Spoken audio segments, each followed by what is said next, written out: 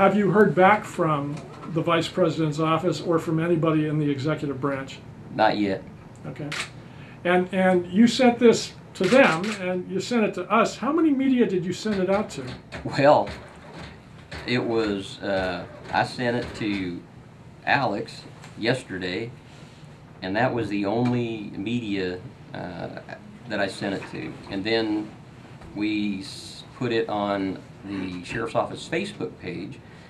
And then it took off from there. Yeah, like a forest fire in September in East Linn County. Well, let's go back to this morning and what you have fielded and how many media groups.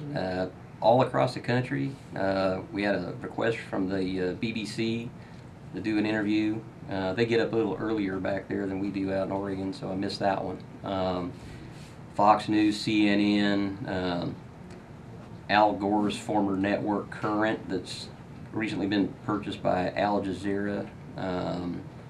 These are just ones that have called requesting all kinds of radio and TV stations across the country. A lot of them, with the W numbers, that are east of the Mississippi, apparently. I would say probably a good, two and a half dozen. And then just plus local folks, too. I got news stations I talked to yesterday wanted to do a follow-up. No. On our Facebook site, we did ask the question: do you agree with your stance, or do you disagree with it? It's running pretty heavily. Now, this is Linn County. This is our coverage area.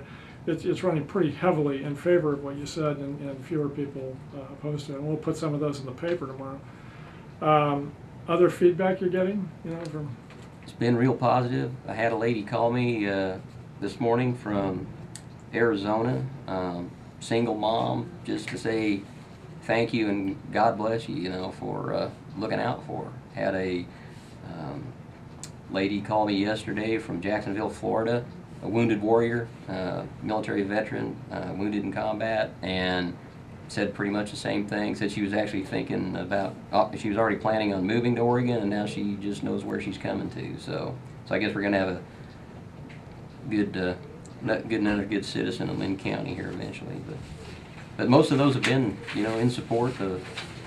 My voicemail was full this morning. My administrative assistants also, the undersheriff, and our sheriff's office email has been lots and lots of positive feedback. Got a few. I seen one that the subject line was, "Your letter is a disgrace." So, you know what? And I don't expect everybody to agree with me. It's just that's not what we do here. What do you want to do yourself in this whole issue going forward? Are you going to be involved in any way in forums, or are you offering to help the government? I would sure be glad to offer up my opinions to them and give them any kind of help they need. Okay. Not that they're going to call me and ask me, but I'm here if they need me. And you know what? I think that's our responsibility to be participants in what we do in this republic. And and we don't have to do that by being mean to each other and calling each other names and throwing fireballs at one another. We can do that with you sit down with a person and treat each other decent like humans, and you might disagree pretty strongly, but you don't have to be ornery about it. Okay. Are you glad this discussion and this whole thing is going to, obviously you have your reservations about part of it, but we're having this national discussion in the last month following this tragic event?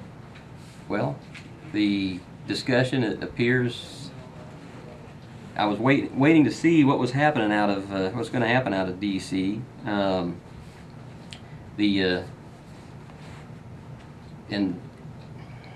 trying to figure out. I guess the short answer would probably be yes. It's good to have this discussion. Using the legislative process to work through this kind of things, and everybody, all sides, need to be heard. And especially the folks out there that have been traditionally called the silent majority, they can't really be silent anymore, because it's pretty obvious in this country it's the squeaky wheel that gets the grease. And if folks don't want their elected representatives to pass laws that they don't agree with, they need to be They need to be heard, and to be heard, they have to speak up.